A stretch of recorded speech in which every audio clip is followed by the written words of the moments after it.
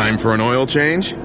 Head to Jiffy Lube. We've got you covered. We've also got you covered when it comes to oil changes, thanks to Pennzoil Synthetic Motor Oil, getting you back on the road in a jiffy. Jiffy Lube. Leave worry behind. I think they are either, but if the phone rang, they'd pick it up. You always pick up the phone. 2 shows earlier. But inside that office, if Sam Darnold is head and shoulders above the other ones, and that's the guy they want, I would not even answer the phone. I kind of feel like they're making you a human pinata today. Can I ask you a question? Sure. Am I right or wrong? Which time? Exactly. Either way, you're covered. Exactly. You're covered. That's exactly right. That's you all bring that up the matters. conversation, I can be said I was right or I was wrong. You're I'm good covered. with that. You're covered. That's the brilliance of you. You think you're pulling one over on me when I'm pulling one over on you, when you think you're pulling something over on all of us. Never mind. Golic and Wingo, ESPN Radio, ESPN News, presented by Progressive Insurance. All phone guests join us on the Shell Pennzoil Performance Line, and this hour of Golic and Wingo is brought to you by La Quinta Inns and Suites. Book at LQ.com and win a business. We are winning down in LQ. Yeah. La Quinta down in Dallas. Absolutely. Looking forward to that. It'll be a good time. We'll be down there for the draft next week. Our show will be there, Wednesday through Friday? Yes, and it of will. course, I'll be doing the draft Thursday, Friday, and Saturday. And we'll talk a lot about the draft with Florida man. Yeah. ESPN NL reporter Jeff Darlington joins us in studio. Hey, guys. Straight Talk, brought to you by Straight Talk Wireless. Great best phones, idea, best Mike. networks, no contracts. What's Great that? idea. I'm going to try that with draft coverage, actually. The Giants would be crazy not to draft Saquon Barkley. And then I'm going to do it the other way. The Giants would be crazy if they drafted Saquon Barkley. There you go. So now I've got both You're covered, on right? the record. I will pull that out. Hey, I'm just here to help. Thank you. By the way, Master of the field. what you look athletic. Pretty athletic. Hey, he's got a pretty good golf swing. We golf Pretty together. good golf swing. You can try. More athletic than I don't- Trey. Hey, well, that's a low bar to cross. What's the farthest you've ever run in Yeah. 36 degrees sideways rain? Do I look intelligent at all? Because Have you ever run in a that marathon? regard, Have no.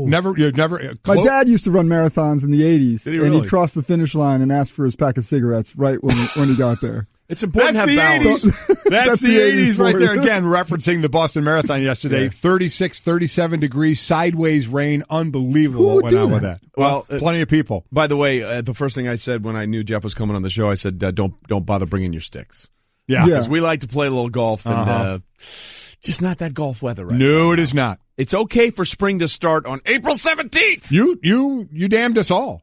Wait, thinking I did. You did. This was my fault. I said this 2 weeks ago. I think the worst part of it is over. Yeah. And we've had 3 snowstorms. Yeah, since. look at all the people in Green Bay who are just cursing you out right now. They should. By the way, our Packers reporter, Rob Domofsky, with one of the greatest posts of all time, as it was snowing, 2 feet of snow. The emoji of the middle finger? No. He went outside in shorts, cracked open a beer, and put it up a post, find your beach. Saw that. It was fantastic. Fantastic. Completely That agree. sounds like a Corona commercial. Yes, Yeah. Rob Domofsky, let me just say, well Very done. good. Well done by Very you. good, yeah. All right, we got a lot to get to with Florida man here, Jeff Darlington. So let's start real quickly with what's trending.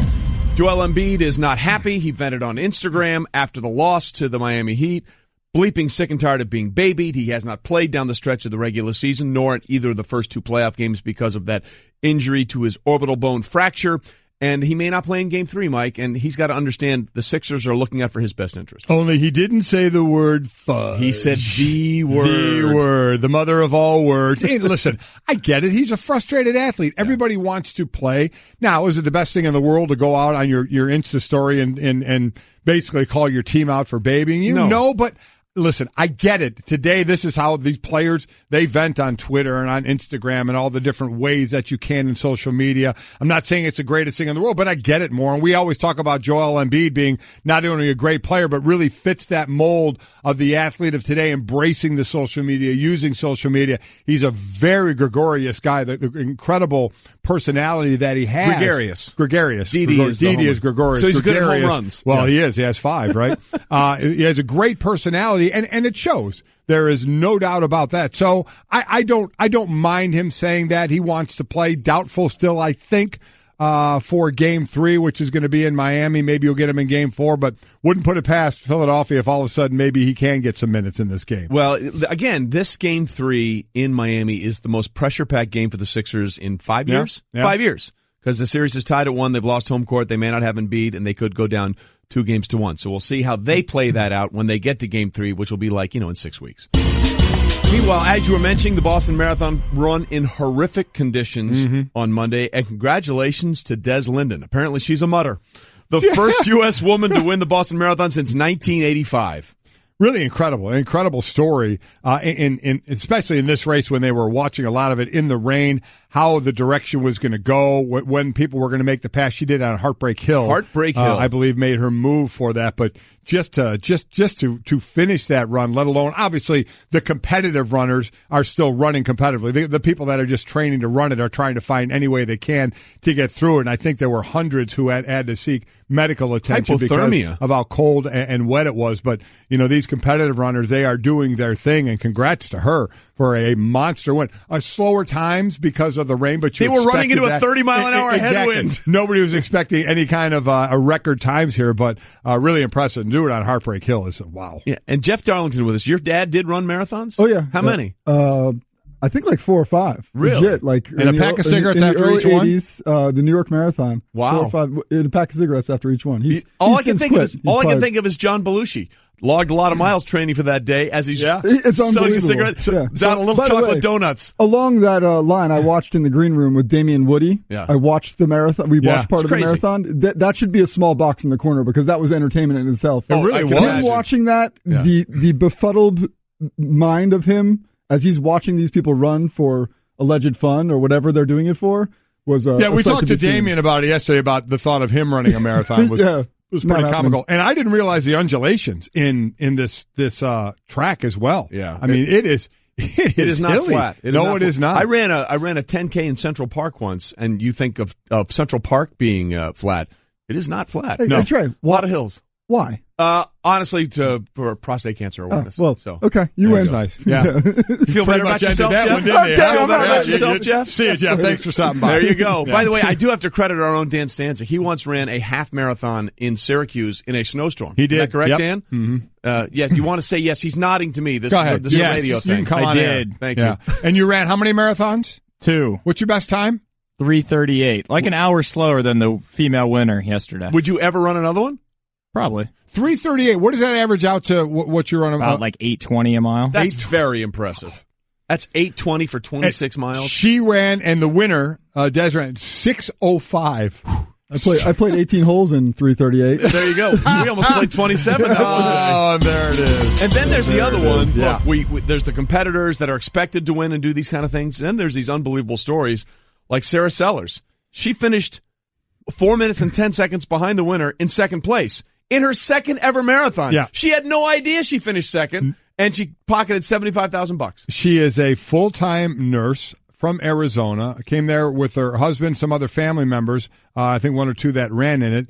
She ran in a pair of $90 New Balance shoes. She'll never pay for shoes again. She had no idea what place she finished in when she finished. Found out she did run in college, found out she was second, ended up winning $75,000 in prize money. She did want to be in the top 15 of American women that would qualify her for Olympic trials. So she finished second amongst American women. So mission accomplished. Congrats to that, and congrats for the $75,000 in your second marathon. Hey, Stanzik, how many marathons did you run again? 2. I didn't finish in second in either one of them. Yeah, boy, she just absolutely stomped all over you, didn't she? Sure did. There you go. I have a buddy of mine that finished next to last in a marathon, and he said, you know what they call a last place finisher in a marathon? What's that? A marathon finisher. That's exactly right. I wouldn't care one bit, man. You finished the marathon. Yeah. Crawl me, It's like awesome. Stanzik just said. What do they call the last place finisher in med school? Doctor. Yeah, so it all works out. It all works out. So congratulations all the way around. Okay, Florida man Jeff Darlington with us, our fine NFL reporter, and you had a story last time you were up here a couple of weeks ago about Rob Gronkowski leaning towards coming back and playing.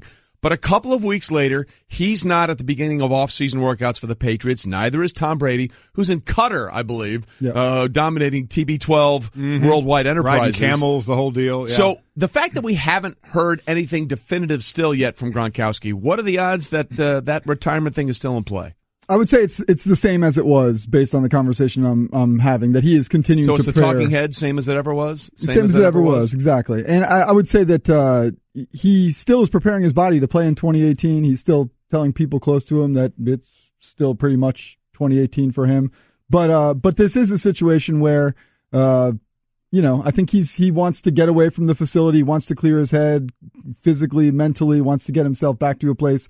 Because one of the things that was explained to me is that he knows if he's going to continue with the Patriots, he has to be ready for the grind. That Bill Belichick is not going to somehow change his ways and make things easier on him. Now, the one thing I will add to this, though, is that he still is an underpaid tight end. And if Drew Rosenhaus calls the Patriots very soon to talk about, hey, my guy will come back. Pay my boy. That should not surprise anybody. For those who don't know, 2 years left on the deal. I believe a little over $8 million he's supposed to make this year, and $10 million, some right in that area for next year. Here's my thought on this, Jeff. Tell me what you think. Is there does seem to be, we want to sit there and call it cracks in the armor for a team that has won a ton of Super Bowls and just had a loss in a Super Bowl, so they were still there. You heard the Danny Amendola interview about Belichick's the best coach, but sometimes he can be a blankety blank and how hard it is. So everybody's starting to go, whoa. My thought is, I think Gronk's coming back to play. Brady is definitely coming back to play, and Bill Belichick's going to be the coach. Once they all walk in that building, to me, that talk is over because you sign up for it. They all know Bill Belichick is not going to change. So if you step back in that building, you know it's going to be the grind that it's normally been, you've chosen to go back to it. If and when they step back into that building, though. And that's the one area that I think that there is some empowerment right now.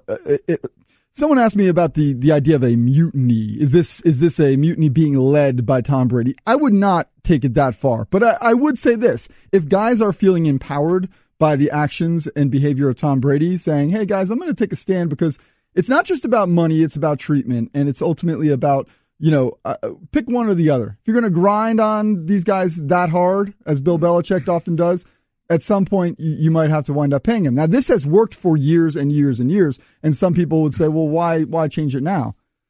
People change. I mean, they got a 41-year-old quarterback now. He's not a 22-year-old, 23-year-old guy. So I could see behavioral change within the organization, and that's going to make a hard decision for Bill Belichick. I get it. I definitely get it. The attitude changes, but my thought is if they walk back in that building, who else would think about a mutiny outside of Gronk or Brady? And I know you didn't mean a mutiny. Yes. I know, but you did it. You said ESPN's Jeff Darlington says there's a mutiny with New England. Even any other players in there thinking, yeah, we shouldn't be treated this way. I mean, Damian Woody sat in here and said, I spent 4 years there, won a couple of Super Bowls, and it was some of the hardest stuff I ever did, and I knew they weren't going to pay me, so I went somewhere else. That's right. And everybody's sitting there and pointing to saying, oh, they looked across the field and they saw, how much fun the Eagles were having. Come on. That was the Eagles' first Super Bowl. Thank you. Okay, the Eagles aren't in the NFC Championship game every year like the Patriots are. You have it great. It is hard work. I'm not going to say it's not hard work, but man, you play the game to get the payoff, and they were getting the payoff. It's going to be very important and difficult for people to treat all of these situations uniquely, whether it's Rob Gronkowski, Danny Amendola. Danny Amendola is one of dozens of guys who did exactly that, and the Patriots moved on and charged on and won more Super Bowls. Tom Brady is a very different beast in this regard. And that one, I think that we're going to have to watch extremely closely because there is an assumption that this will all go away and it will all be fine. And for the most part, that is a strong possibility because when these guys do get in a room, they recognize that we're really good at this together and we need to charge on. But I would not dismiss this situation. I would not just assume because the Patriot way has succeeded in the past that it will continue to do just that. Jeff Darlington, our NFL ESPN reporter, is with us in studio. You're right, but we're talking about the situation here with New England that has never. We're talking about a 17-year stretch. Right. This has never happened. And that's why, Mike, I think what you said is so significant. Yes, will occasionally a Philadelphia win their first ever Super Bowl? Absolutely. Will there be a year like Super Bowl 50?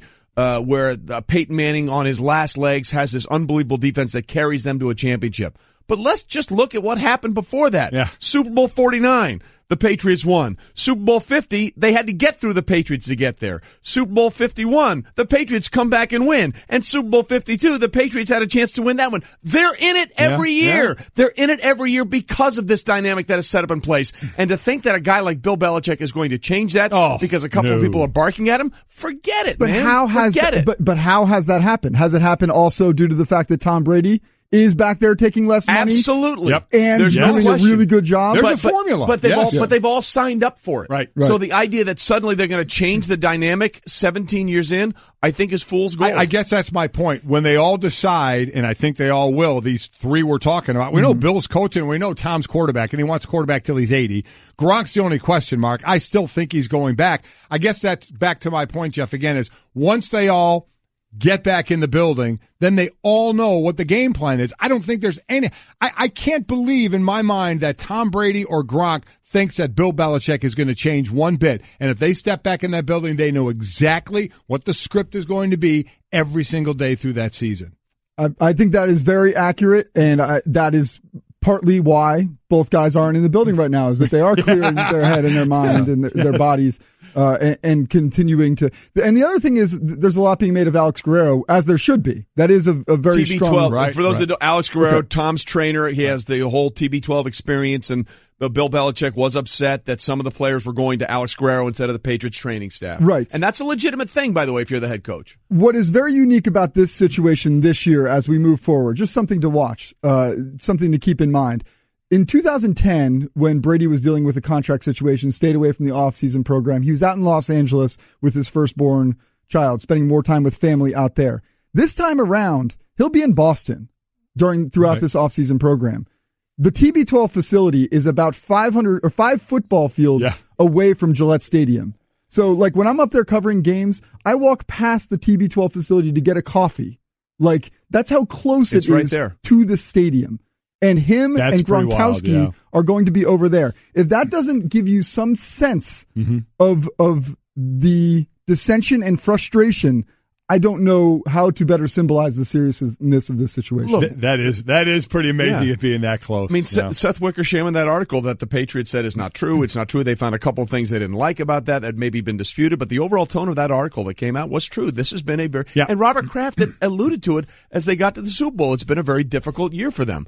By the way, on the contract numbers for Gronk, according to our fine researcher and occasional contributor to the show, Brett, Gronk is averaging 9 per year in his current deal. He'll average 9.5 per year over the next 2. Jimmy Graham is ahead of him at 10.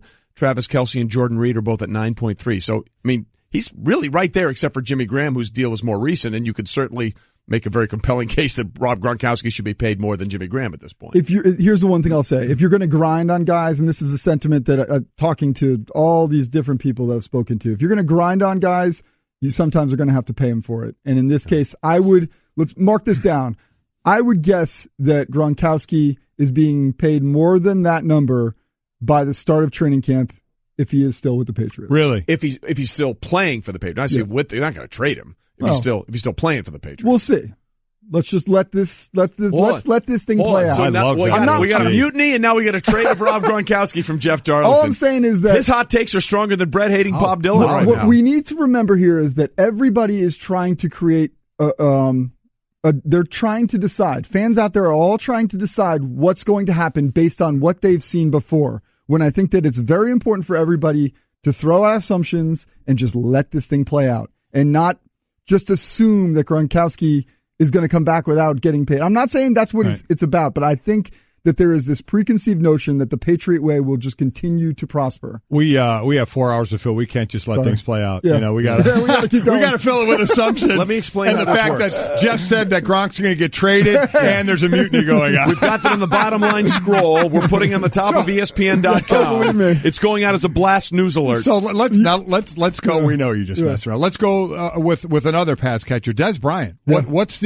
What's the market going to be for him? Not only by teams, but by money you think he can get a month after free agency started? It hasn't been great. And, of course, you could argue, is it the Cowboys that did him a disservice by cutting him, or is it his agent who didn't have a signing bonus in his contract for the first day of free agency so that decision had to be made sooner, right? But there really isn't a great market for him right now. And whether it's I've talked to some general managers, some coaches, even some franchise quarterbacks about, like, you want this guy, you're gonna try to get him in the building, and there's really not a ton of sentiment in Dez's favor. And one quarterback told me that they feel like his ability at this point does not match some of the antics that you also have to deal with him. And a lot of times there's that sliding scale, like an Odell Beckham. It's like, yeah, we'll deal with that. But you can get him on the cheap, though, can't you? So that's the thing. Now it feels like you can get him on the cheap. So all of a sudden, a team like the Giants, who I thought would have to reserve all their money for Odell Beckham,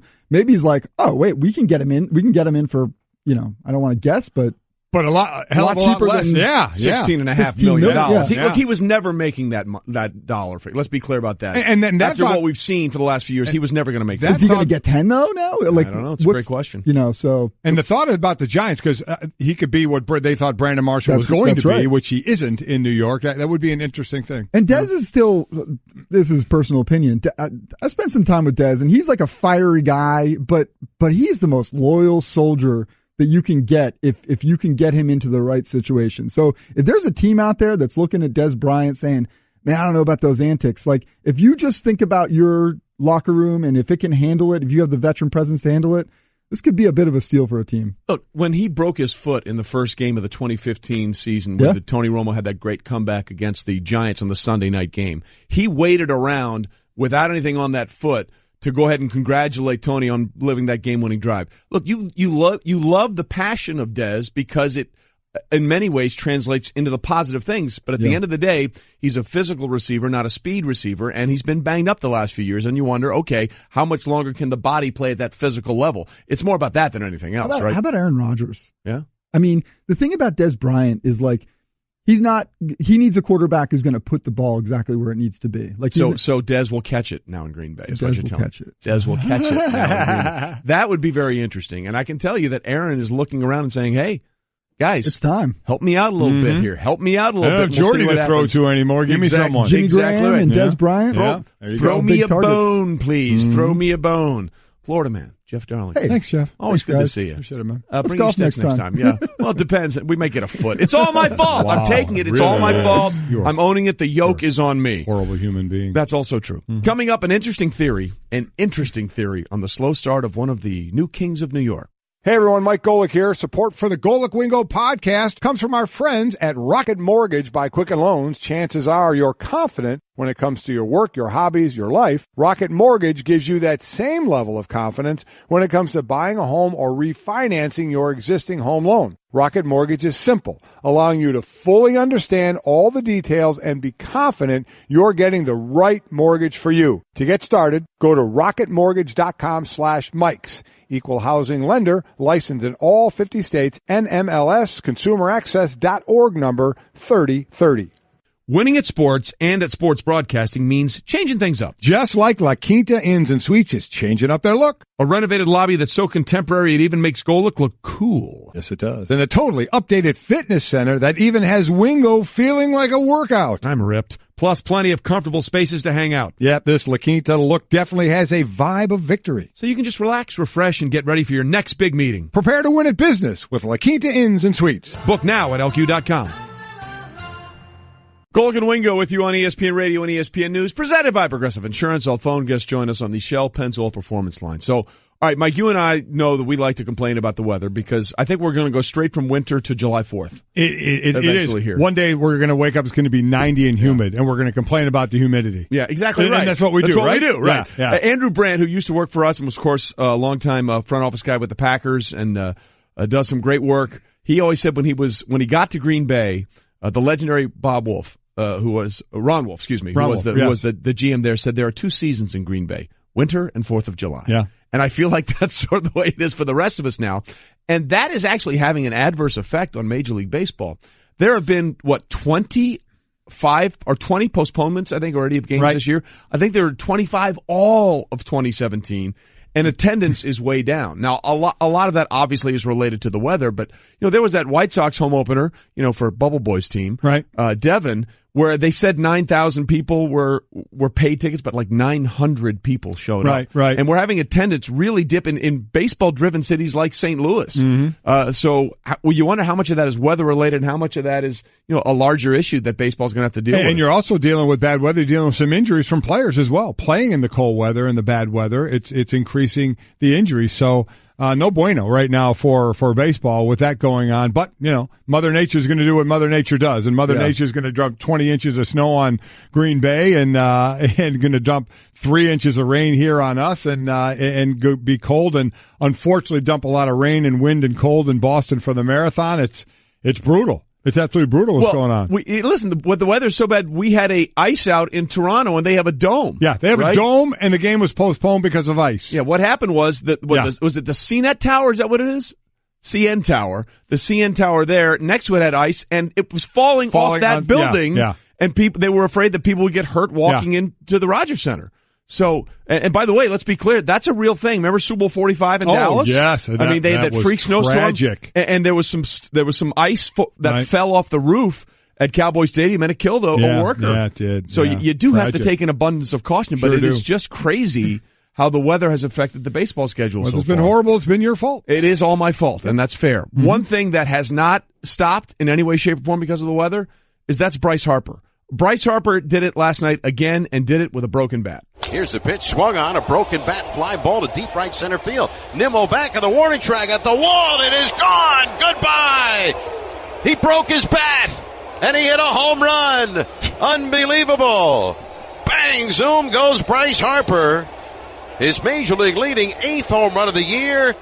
So he breaks his bat. I just say real quick, that sounded a little bit like Brockmeyer. I don't know what you're talking about. Just a little bit like Brockmeyer. Check it out. Broke his bat. Oh, the Nationals Radio Network. It was good stuff. There's a little Brockmeyer in every Major League play-by-play guy. And as well there should be. Those are a little Brockmeyer in every Major League play-by-play guy. But listening to that call, that's a broken bat, fly ball. It's still going. It's still going. It's still going. Bryce Harper is amazing. And it's funny, we talk about, Giancarlo Stanton and Aaron Judge.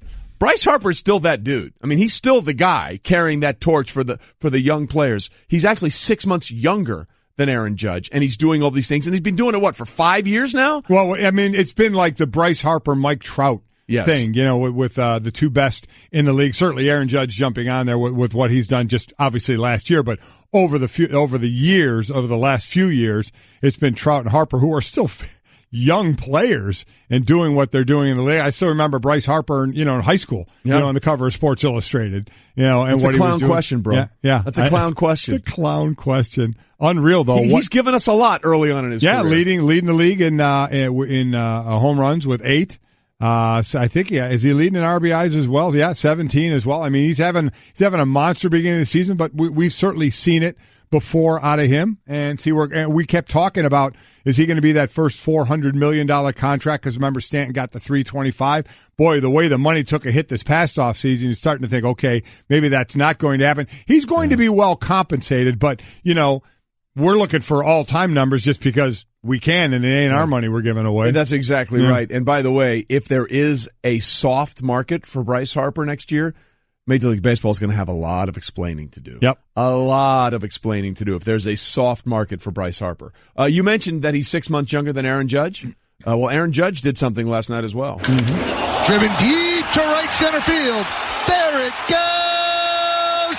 See ya. There's home run number 4.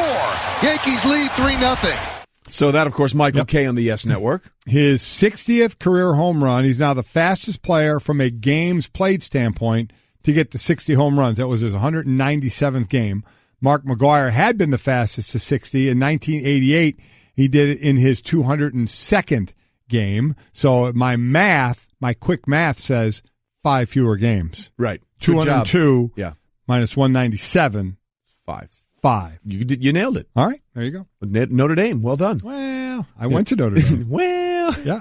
The other thing, too, about Harper, I mean, look at it. In 15 games in April, 313, 833 slugging percentage, 507 on-base percentage, 8 home runs, 15 RBI, 20 walks, and 11 Ks. Yeah. It's pretty good. Not bad at all. And he's 6 months younger than Aaron Judge. He's been doing this for a while. Doing it for a while, yeah. He's still going to keep going. Giancarlo Stanton has had his moments, but they have not been as consistent as the Yankees would like him to be, obviously, for what they thought when they made the deal. More of the moments have been strike 3, going back to the bench. Platinum sombrero twice already, which has never happened before in a single season. He did it in 10 games, which is 5 strikeouts, no hits in a game. But there may be a reason, Mike, and it's sort of an odd one when you look at it on surface as to why Giancarlo may be struggling. Yeah. And you're struggling with this maybe being the reason. Kind of. I mean, okay, so this is from the New York Times, by the way. Moving to a new city. He's leasing an apartment there, and Basically, it seems he's having trouble getting the furniture there. Okay. There's still the furniture hasn't yet arrived. There's still some repairs and upgrades that need to be done. He's dealing with a lot of that. He's had to stay in the hotel some nights, and when he's not playing ball, he's dealing with some of that. And he was asked, in Boston last Tuesday, if he had been trying to do too much at the plate. He said, no, I just felt like there's a lot going on. Focusing on maybe too many things, but not trying too hard, I don't think. And he actually was asked then about, is setting up your place a distraction? He said, I'm not going to make any excuses. So, well, good for him saying I'm not going to make any excuses. Yeah, I mean, exactly. And could that be it? I mean, Stanton is worrying about the furniture, and listen, the easy thing to sit there and say, oh, why doesn't he have his assistant? Not everybody has an assistant, yes. And people around him. Some people just do their own thing. Pay for an assistant. Yeah. You have the spare change. It sounds like he's doing a lot of this on his own instead of, and that's cool. There's nothing wrong with that, to do that at all. But to the point of, the hotel being the issue, he stays in a hotel on the road, right? Oh, yeah. So hold on. Here it is. We broke it down. Okay. The great researcher Brett has come up with this. On the home stands, 3 of 28, 16 strikeouts, 214 slugging percentage. On the road, when he's always in a hotel room, 10 of 31, 9 strikeouts, 677 slugging percentage. I see where we should go here. Can't say it's about the hotel stay. What he should do is just stay in a hotel. There it is. Well, wasn't Robbie Alomar?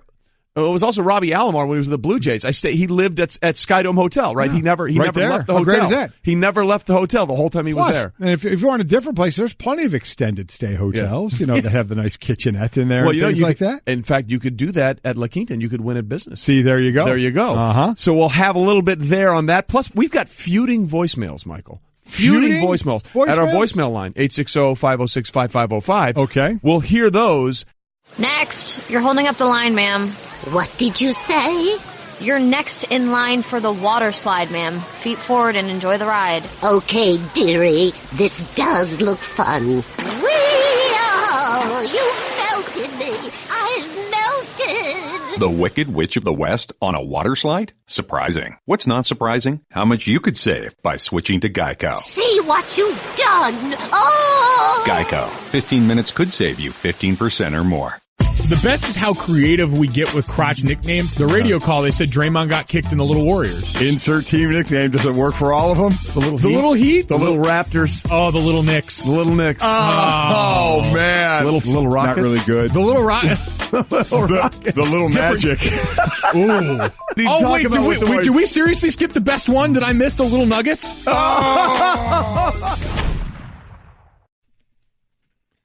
That was definitely the winner, no doubt about it. Golic and Wingo, presented by Progressive Insurance, with insurance for cars, home, boat, motorcycles, RVs, and commercial vehicles at 1-800-PROGRESSIVE and Progressive.com. All right, as we continue here on Golic and Wingo, we are presented by Progressive Insurance. All phone guests join us on the Shell Pennzoil Performance Line. Look, we have asked you guys to be our Stanley Cup playoff correspondents via our voicemail line, 860-506-5505. Some of you have listened to that. Jason Fitz, who does Fitz in Spain. Is it Spain and Fitz or Fitz in Spain? It'd be Spain and Fitz. Spain and Fitz, yes. And also is in here occasionally. Is obviously from Nashville, a huge Predators fan. Well, some people don't care about him being a huge Predators fan. Hey guys, this is Dylan from Denver, Colorado. After squeaking by in Nashville, the Avalanche dominated the Preds 5-3 with Nathan McKinnon netting 2 goals and showing that this series is all but over. Better luck next time, Fitz. So Dylan from Denver says this series is all but over when the Predators lead 2-1. I was just going to say, the Predators lead the series 2-1. I mean, how is this over? Yeah. It sounded like he was confident that his team would win, though. Yeah, it certainly did. That they were down 2 games. Oh, anything but over, he said. All right, I got you. Well, we both took that the same way. We did. We did. Okay, so Jason Fitz obviously has something to say about that. Hey guys, it's Fitz here. Nothing to see here with the Nashville Predator game. The important takeaway is that Pekka Rinne wanted to make sure that backup goaltender UC Saros got some quality playing time. That's really the only thing you need to know about the game. So let's go Predators. By the way, that was a half-hearted call. Yeah, that really was. It didn't sound convicted. Well, yeah, because they lost, so he couldn't get too crazy. By the way, Avalanche, they snapped a 12-game losing streak to the Preds. So wow. They hadn't beaten them since, end of March of 2016. So a nice win for them, and the series obviously is not over, but Predators are up in that series 2-1. Although the best thing about the entire playoff run right now, so far, from a big picture perspective, you don't have a team in the race, which we understand, would absolutely be what the Vegas Golden Knights are doing. I mean, it's just unbelievable. After the expansion inaugural season that they had, and then they have a chance to sweep in their first ever playoff series. Just unbelievable going forward. So I haven't been in the arena there yet. I certainly hope to. Are there any slot machines or tables in the arena? I still am pushing for that. I'm sure there isn't, because I'm sure they won't allow that. I've said that when the Raiders in that stadium, the suite should have, blackjack tables in it. I mean, seriously, why not? To me. Yeah, why wouldn't you?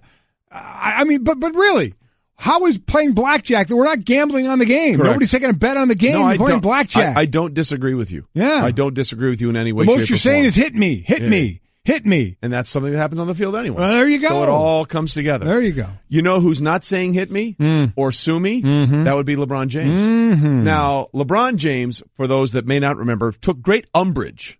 Umbrage. Very underrated word, by the way. Took umbrage with the fact that Alabama, on their website, had a show called Shop Talk, which basically is about Crimson Tide players hanging out in a barbershop and getting their hair cut and talking about stuff that went on in and around the Alabama football program. Right.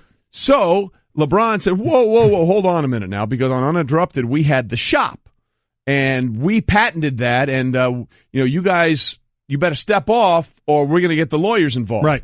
Well, guess what? Someone else has said something to LeBron, and they have to deal with this now.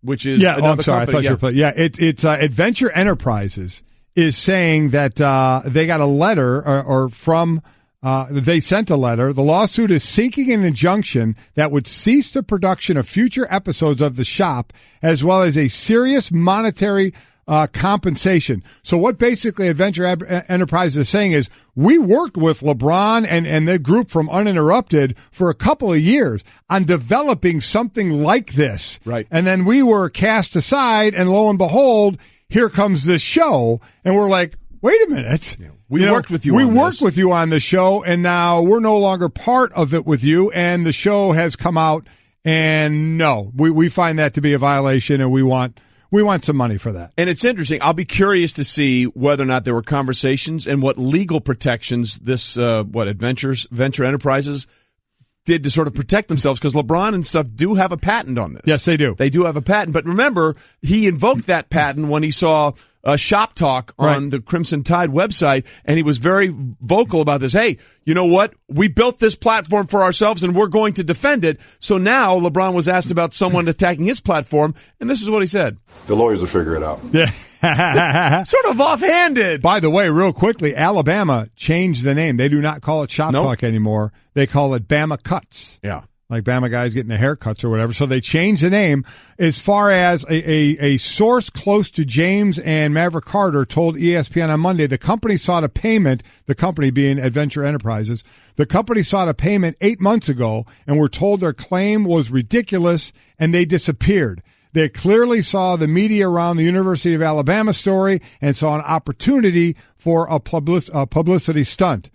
And now the lawsuit that's against Uninterrupted by this group is acknowledging that basically Adventure Enterprises received an apology from Uninterrupted and assurances it was a one-time deal and wouldn't happen again. There have been 2 episodes and a third is on the way, so it wasn't a one-time deal. So lawyers will get involved in this, LeBron, and we'll see if LeBron is going to owe Adventure Enterprises anything. Look, at the end of the day, yes, if you go out and vocally say, hey, this is ours, and we're going to try and shut down this other thing based on legal things, of course somebody that you dislike is saying, whoa, hold on a second. You might want to handle our situation first before you go after someone else. That's just the way this goes. So again, LeBron says, the lawyers will figure it out. You know what? They will, because one thing we can count on is billable hours. Coming up, are growing pains just part of the process, and is LeBron really going to be asked to do more? Stephen A. will join us next. Stay with us. Ryan, I I don't know how else to say this, so I'll just say it. What is it, Linda? I think we should see other people. Are you breaking up with me? On a roller coaster? Well, we do have a lot of fun. Maybe we should stay together. An emotional roller coaster? Surprising. What's not surprising? How much you could save by switching to Geico. I just need a little me time. Geico. 15 minutes could save you 15%. Time for an oil change? Head to Jiffy Lube. We've got you covered. We've also got you covered when it comes to oil changes, thanks to Pennzoil Synthetic Motor Oil, getting you back on the road in a jiffy. Jiffy Lube. Leave worry behind. We wish nothing but the best for our very next guest. Yes. I'm telling you right now, the New York Knicks, you could take this as a threat if you want to. Do you not understand how disgusted New Yorkers have become? We're sick and tired of it. The losing, the ineptitude, the dysfunctionality. We're tired of it. We're just tired of it. We can't take it anymore. I'm not playing. Well, who's going to be in front of those microphones every day? Who's going to be speaking to New Yorkers? Who's going to be galvanizing the troops that live in New York City that are looking for every excuse under the sun to legitimately support the Knicks? Who's going to make you believe?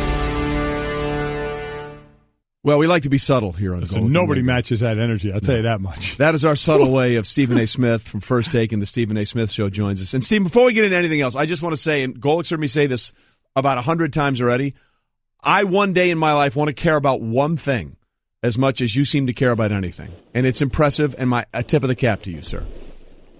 Well, I appreciate that. Thank you so much. I can't believe that what y'all just played. I didn't know I sounded that bad, but damn it, I don't care because that's how I feel.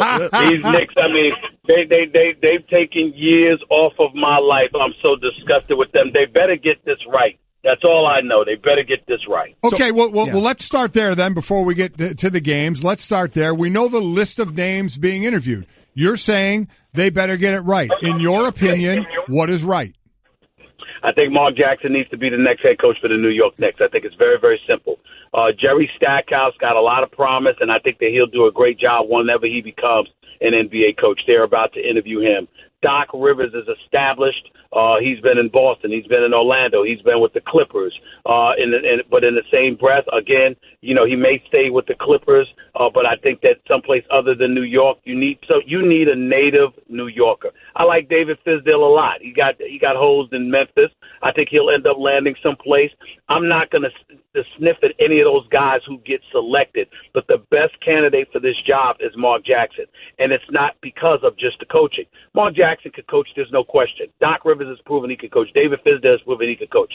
None of them, I believe, has the cachet to deal with New York and James Dolan the way Mark Jackson is.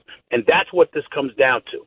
Mark Jackson is a guy, New York native, Queens native, former star at St. John's, rookie of the year with the New York Knicks. And more importantly, when he speaks, you believe him. And that matters because when you're dealing with an ownership like James Dolan, something has to give. It's not just about basketball. It's about the business of Madison Square Garden putting its tentacles on the basketball and hockey and everything in between, and it's been problematic for a bevy of coaches and executives that have come through this franchise, and it's proven to be too much for anybody to take because you ultimately elevate the level of indifference that becomes associated with this franchise. You just get to a point where you don't give a damn because it's helpless because James Dolan is there. Mark Jackson has the ability to eradicate all of that because he's the kind of person that can rally folks in New York and to get them to believe in something other than James Dolan ineptitude. And I think that's important. It's not just about basketball. It's about a spokesperson that isn't a player, somebody that's the face of the franchise that you have to listen to every single day. Steve Mills can't do that for you. Scott Perry, the GM, can't do that to you. Carmelo Anthony, when he was the star of the team, couldn't do that for you, nor can any player. It has to be the coach. And I believe that right man is Mark Jackson. Stephen A. Smith with us. But to that point, Stephen A., dealing with James Dolan, is there anybody, do you think, that can actually do that effectively because of the track record we've seen? I think that Mark Jackson is our last hope, to believe it or not. And I really mean that. I mean, listen, when Phil Jackson comes here, as great as Phil Jackson was, he was an 11-time champion. When you're falling asleep in practices, when your definition of a road trip is to be in L.A., okay, and or Montana, come on now. That's not somebody that's going to get the job done. This is an 11-time champion that couldn't even get Kevin Durant to sit down with him and have dinner. That's how bad it was. That needed Carmelo Anthony to try and recruit players and to let them know, send him word that they weren't thinking about coming to New York. That's not going to get it done. And so when you look at it from that perspective, it's just about having somebody that New Yorkers can rally around to make James Dolan uncomfortable enough to sit up there and say, okay, we're going to flow in this direction. This coach, I got the president that I want.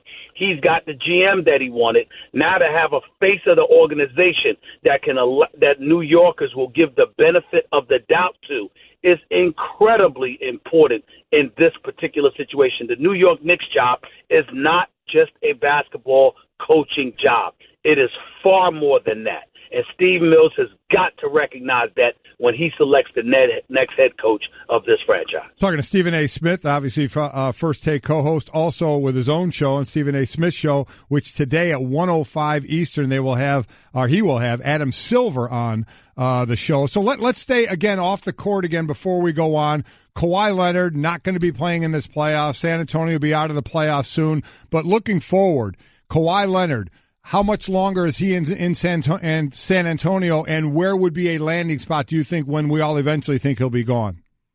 Believe it or not, it's looking bad right now. It's looking like he could end up being gone. I look at the San Antonio Spurs, and in terms of their body language, they're just apparent disposition. You just could feel this is a team that I believe feels betrayed by Kawhi Leonard.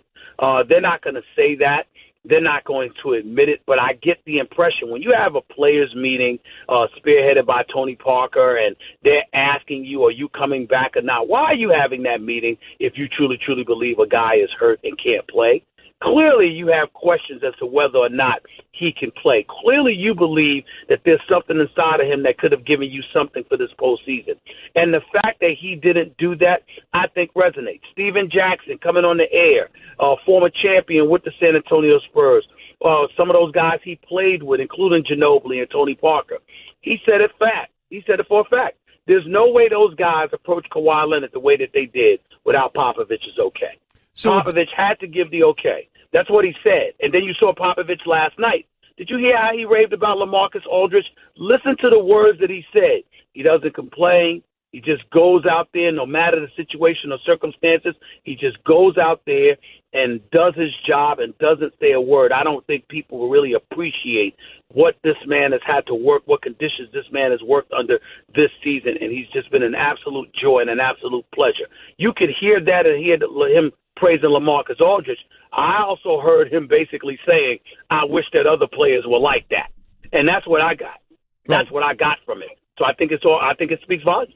It certainly does. Sometimes what you don't say, sometimes this is just as important as what you do say. So, Stephen A., with that in mind, how intertwined might this offseason be between Kawhi Leonard and LeBron James about where they may go and how that affects where someone else may go or where they may go together? Man, who knows? I mean, with LeBron James, he's always got a plan, and we all know that. And him teaming with Kawhi, I certainly wouldn't rule it out definitively. What I will say is that people have to capitulate. People have to help out. And I got to wonder, how many people would be willing to do that. The Lakers clearly would be willing to do it if they could. But remember, Kawhi is under contract. He's not a free agent. So it'd have to be a trade that's facilitated in order to get him on board. Boston has assets. Philadelphia has assets. The Lakers have money, but how much assets do they have? You don't want to give up a Kyle Kuzma, Randall, Ingram, or whatever. You want to keep those guys intact, but you should be willing to give up at least a couple of those guys in order to get the caliber of a player like Kawhi Leonard, especially if it could also mean bringing LeBron on board as well. So you just can't rule out anything. Magic Johnson will have to work his magic. There's no question about it. And I got my eyes on the Lakers for this reason.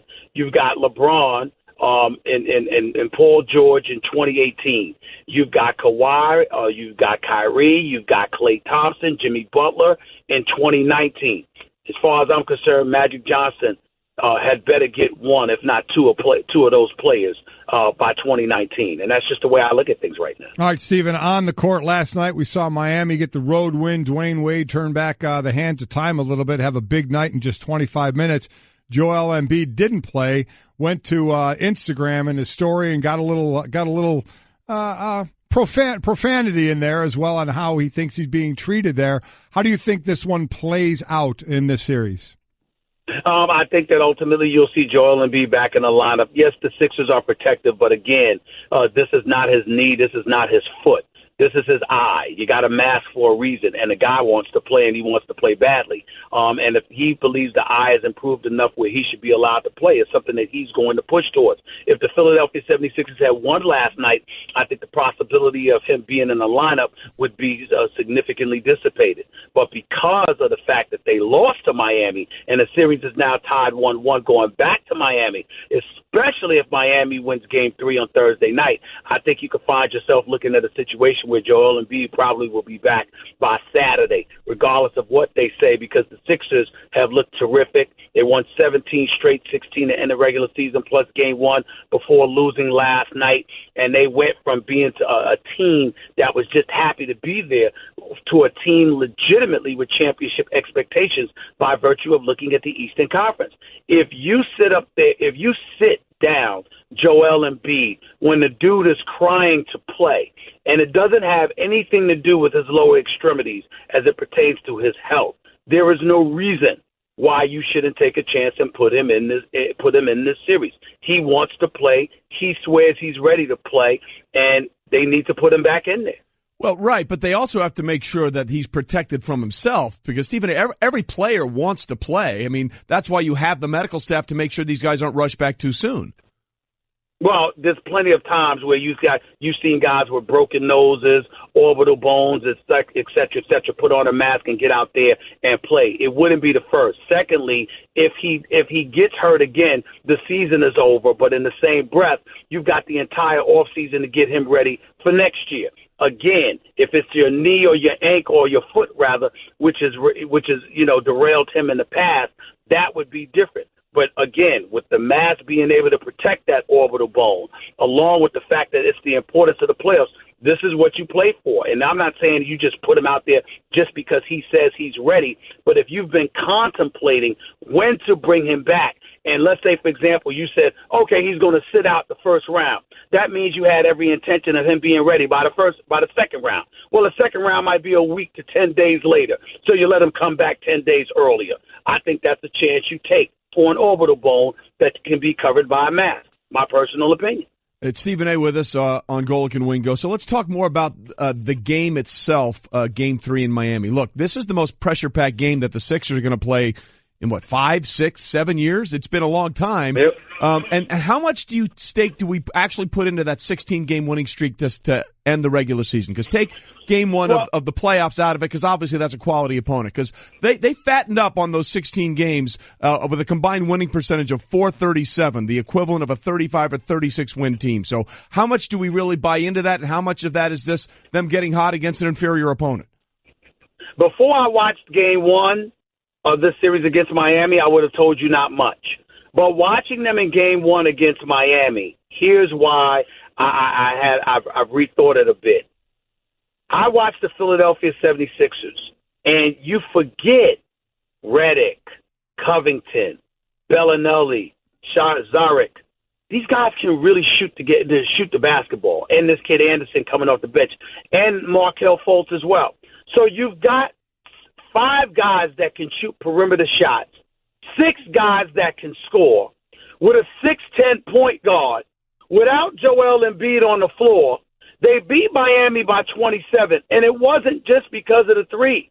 The biggest reason is because they can defend. They really, really get up in you. And that's the big thing watching them right now. You watch the Philadelphia 76ers, and you say, my goodness, I didn't realize how well they can defend the basketball. And they have size at every position outside of J.J. Redick on the floor. They literally can put guys 6'5", 6'6", and above on the court at every single position to defend. And when you can do that in the playoffs, you always have a chance. And that's why I give Philadelphia credit where credit is due in that regard. They are legitimate because they can defend. All right, Steven, tomorrow, Cleveland get game 2 against the Pacers, already down 1-0 at home, losing the home game. LeBron doesn't take a shot in the first quarter. Certainly we've seen him start games before where he tries to get everybody else involved and nobody hit a shot. Lou wants him to get more aggressive. How do you see the rest of this series playing out? I see LeBron get aggressive. Listen, if one thing you got to give LeBron credit for the most part, with the exception of a poor performance against the Boston Celtics back in 2010 before he decided to take his talents to South Beach. With the exception of that, and I guess it was a Game 3 of the NBA Finals against Dallas, he usually goes down swinging. He'll get his. And I think this is one of those situations where he's completely comfortable in his own skin. He's a 3-time champion, has been to 7 consecutive NBA Finals.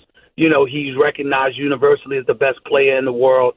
I think he's one of those guys that's like, okay, this team might not be good enough, but I'm going to get mine, and I'm going to go down swinging.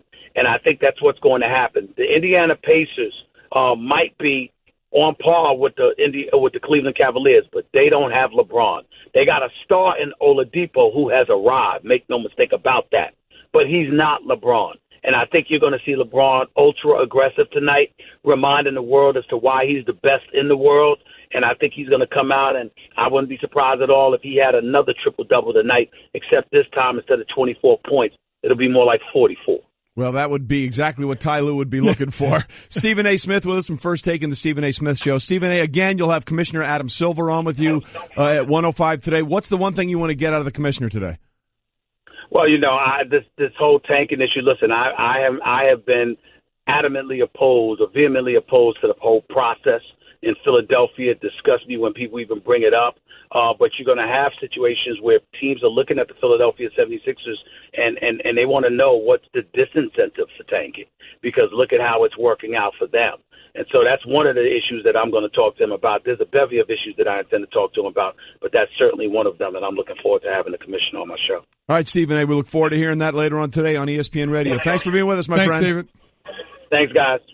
Hey, everyone, Mike Golic here. Support for the Golic Wingo podcast comes from our friends at Rocket Mortgage by Quicken Loans. Chances are you're confident when it comes to your work, your hobbies, your life. Rocket Mortgage gives you that same level of confidence when it comes to buying a home or refinancing your existing home loan. With Rocket Mortgage, you can apply simply and understand fully so you can mortgage confidently.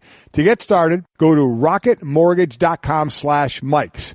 Equal housing lender, licensed in all 50 states, NMLSconsumeraccess.org number 3030. Everyone in the neighborhood knew about Bobby. Bobby, the basketball boy, they called him. Bobby wanted to go pro someday, so he was always out in the driveway shooting hoops. But one day, his mom came out and told him, "Hey, your wife wants you to take out the trash?" His mom was visiting, and Bobby was a grown man. He had kind of missed his window. Plus, no one had ever seen him actually make a basket. But on the other hand, Bobby had heard how Geico could save him money on car insurance, so he switched and saved. So it was all good. Golic and Wingo with you, ESPN Radio and ESPN News, presented by Progressive Insurance. All phone guests join us on the Shell Pennzoil Performance Line. A little hit of the good stuff. You ready? Getting closer and closer to the start of the NFL Draft next week in Dallas. We will be there Wednesday, Thursday, and Friday doing the show. And, of course, I'll be hosting the draft all 3 days, Thursday, Friday, and Saturday. Always a lot of fun. You never know what's going to happen. And, look, I think it's no secret that you and I love football for a variety of reasons. It was a sport that you played growing up, and you got to see your sons play. And I never played it much past the early parts, but I enjoy the sport for a lot, and I got to see my son play as well. So, it's the only true, to me, and this is going to get people crazy, but to me it's the only true team sport there is. Because you got to have 11 guys on one side of the ball pulling together, and if one guy breaks down, then the whole play can go haywire. And you don't take my word for it. Take the recently retired Paul Posluszny's word for it, because he decided to retire after 11 years, the last 4 in Jacksonville, and of course that means his last game ever was the AFC Championship game up in Foxborough, where the Jags had a chance in that game to potentially beat New England and head on to the Super Bowl, and they came up just a few plays short. And in announcing his retirement, this is what Posluszny had to say. I love the game too much, and I respect it too much not to be able physically to do everything that I've done in years past. If that's a year too early, I'll regret it, but I'd rather be a year too early than one play too late. And Mike, he went on to expand about what he meant by one play too late. Well, this is about having ownership of your play in comparison and respect to your teammates. He said, I've got Miles Jack and Telvin Smith out there at the linebacking position. I owe it to them to be in the place I need to be. Right. For everybody's job to get done right, we all have a job. The D-line is where I played. I have a gap. Whether it's the B gap, the A gap, whatever gap I have as far as the rushing, I can't let the running back go through that gap. If I do, that's my fault, and I've let everybody else down. When I rush, I have a gap I have to rush. I have to maintain that integrity. If I don't, and the quarterback runs out that way, that's on me. Paul is saying I have a responsibility to be at certain places on the field, and if I can't get there, I'm letting my teammates down. I don't want to do that. So I'd rather not play another year, even though I think I can play, than be late on one play. To miss one play to hurt my teammates. That is the epitome of a teammate. That is the epitome of relying on one another. I'll go back and I'll say it again. The great John Hanna, one of the great offensive linemen to play in this game, played for the Patriots, was a Hall of Famer, and was a psychopath on the field. Right. My brother played with him when my brother got drafted by New England. Said this dude was a nutcase on the O-line. Very, very aggressive and a great offensive lineman. Had him on air and asked him, what his motivation was when he played and got that crazy. He said, fear. And I was stunned. And I said, wow, fear? You're feared. What do you fear? And he said, letting down my teammates. That's right. My greatest fear, is to letting down the guy next to me. And that Paul is saying, I would rather retire than have that possibility of letting down that guy next to me. That's what it means to these guys. It does, and I think I love that you bring up Hanna, because there's another great offensive lineman who did the same thing. Is Gary Zimmerman, the only player on the all-'80s team, all-decade team of the 80s and the 90s. And our good friend Stink, Mark Schlereth, used to tell the story whenever they broke the huddle after every play, because Zimmerman was the left tackle and Stink was the left guard. They just called the play in the huddle, and as they're walking to the line, Zimmerman would go to Stink, okay, what's my responsibility? What's my responsibility? He was that hyped about messing up and hurting the offensive line in general and letting down the teammate next to him. That's what it means to be in the locker room and be part of this, and be part of this process that starts, quite frankly, right now in just off-season workouts. Then you build the OTAs and mini camps and training camp and preseason and the regular season. And whatever that was that drove John Hanna or Gary Zimmerman or Paul Posluszny, their teammates felt it. Right. And they picked up on it and they respected it. This is Telvin Smith, one of the linebackers that was in that position room with Paul Posluszny and was there with him when he announced his retirement, about what the effort and the mindset Paul Posluszny meant to him. I've never met a better man than you. I've never had a better teammate than you. I don't think I've ever been able to say someone loved me who I didn't do something for than you. And I promise you, I won't let you down. And I feel like that last game, we let you down. So I dedicate this next season to you. And I promise you I'm going to lay it down and give everything I got, because you and the legacy that you left in so many lives and so many of us players that are sitting here right now, I promise you don't even understand.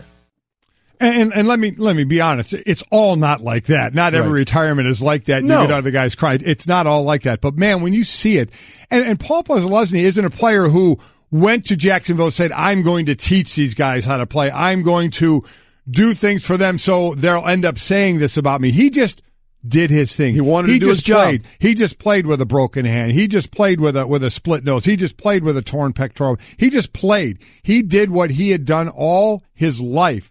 He just played, and the way he played and the way he went about his business showed younger players how to go about their business. That's the best teacher out there, is to see a veteran who does it the right way and just follow that lead. It doesn't always have to be verbal. That's why I said you don't have to have a rah-rah guy and say, that's my leader. Because if it's not that way, it'll be picked up on his face. It has to be a natural thing, and Paul's a guy you just naturally follow. You follow his lead, and that's what Telvin Smith is talking about. And when you get that, it's magical, man. When you get it, it's just, I can only speak of relationships I had, personally for me, especially in Philadelphia, where I spent the most time, and Friday, unfortunately, going to bury my defensive line coach, Dale Hopp, when a bunch of us meet in Raleigh for his funeral.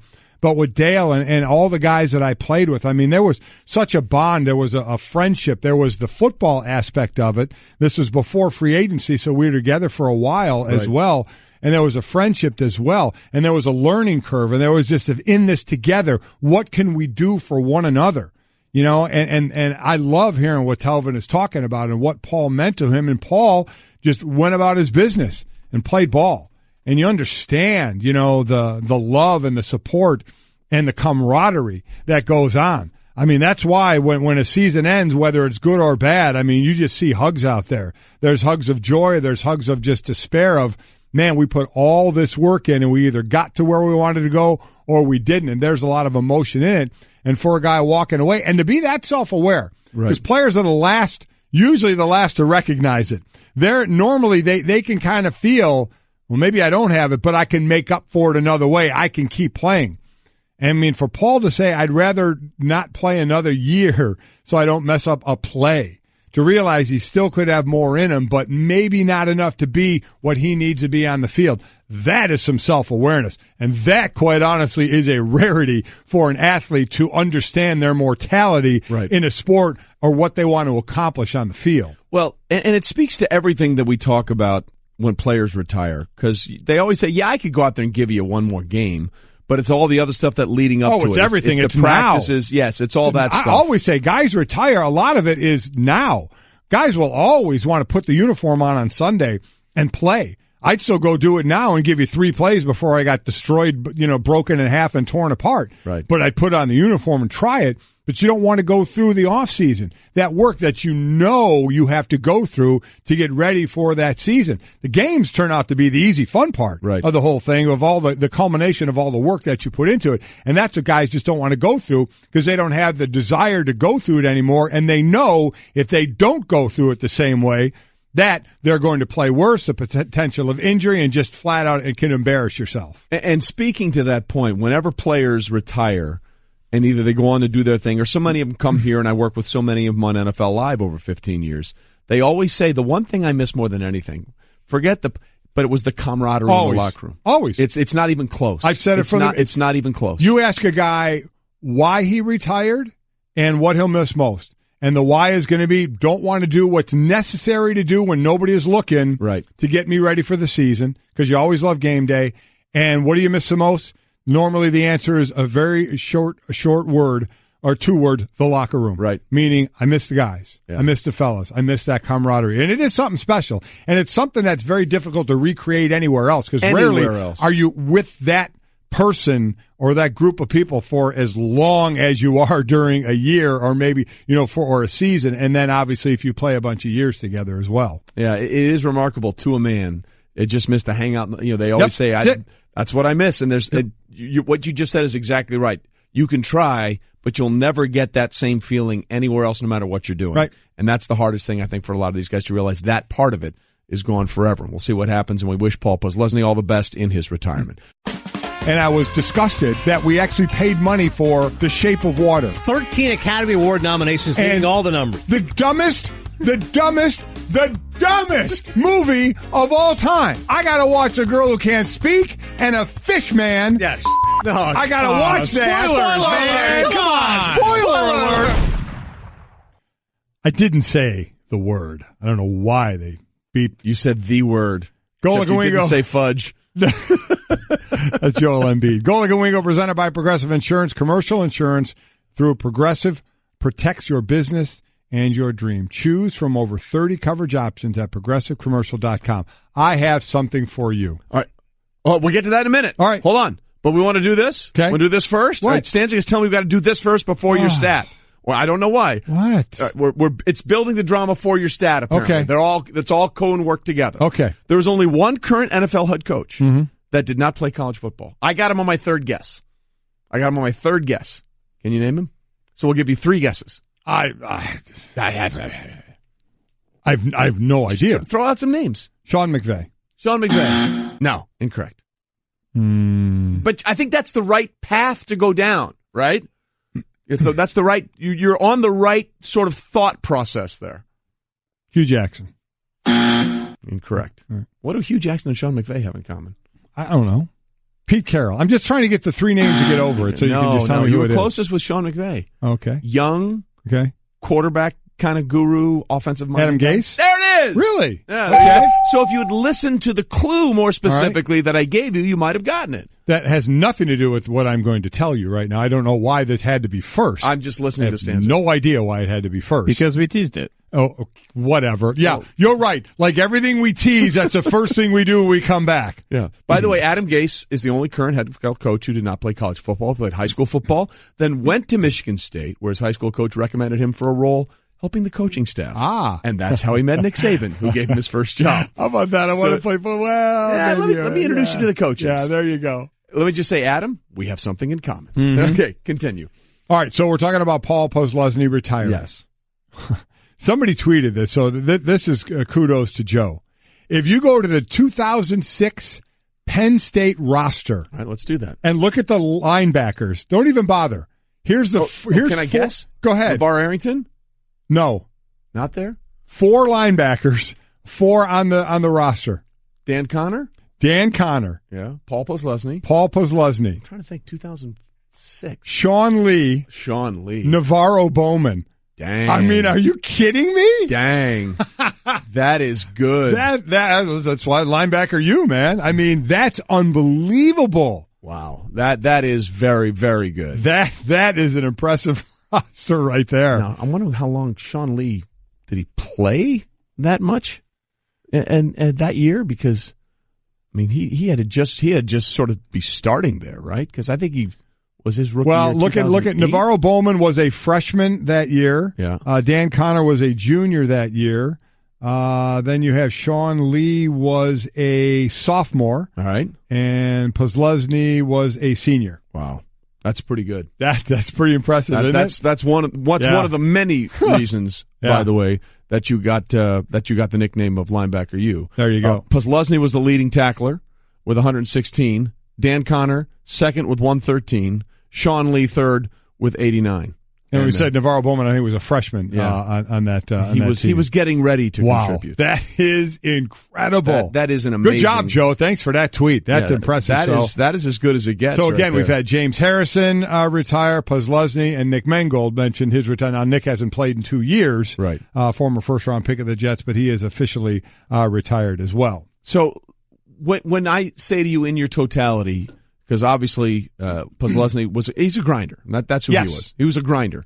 What would you say if the first word that pops into your head when you say James Harrison is what? It would have something to do with strength. Just powerful. His workouts are ridiculous. Powerful. That was his game. Yeah. His game was power. It's funny to me. I'll always think of him as sort of a guy that just never quit because. He was cut, I think, 5 times. Yeah. By both the Ravens and the Steelers. Yeah, he had a road. Combined. There's no doubt about it. I mean, it wasn't like, this is James Harrison. He's this freak of nature. Congratulations, he's going to play. I mean, when he went up to be the 2008 Defensive Player of the Year, I mean, he had been cut at, I think, sometimes the last cut several years in a row. Yep. So, there is something to be said for if you have a dream, stick with it as long as you can until someone says no. Yeah. And then the thing about Mangold, which again, he announced his retirement today, but he didn't play at all last year, and he missed the last few games of the 2016 season. He made 7 Pro Bowls. 7 Pro Bowls, 2-time first-team All-Pro, 1-time second team. Yeah, but the thing about him, the only other drafted Jet player that ever made 7 Pro Bowls was Darrelle Revis. So that's the level we're talking about here that Mangold was able to produce. And I put it out there on Twitter today. If you want to Google the word center, the first picture that should come up would be Nick Mangold. Shows up. With the long hair out of Ohio and the State, beard. got that caveman look. And somebody said, well, that's really all offensive linemen. I'm like, well, hold on a minute. Some of these offensive tackles now look like bodybuilders, like Tyron Smith. They do. Luke. They're a different group. I will accept guard. Look at Mangold. Look at Kelsey in Philadelphia, the caveman look going on. Exactly. Those are centers, man. That's who they are. That's that I'm in the middle. I'm the fire hydrant at a dog show. Yeah, basically is what you are as a center. So tip of the cap, Nick Mangold. Tip of the cap to you, and we wish you all the best in the next thing. Hey, we've got Bradley Chubb coming up tomorrow, as well as Mel Kiper Jr. And we will see you tomorrow. Golic and Wingo, ESPN Radio, ESPN News.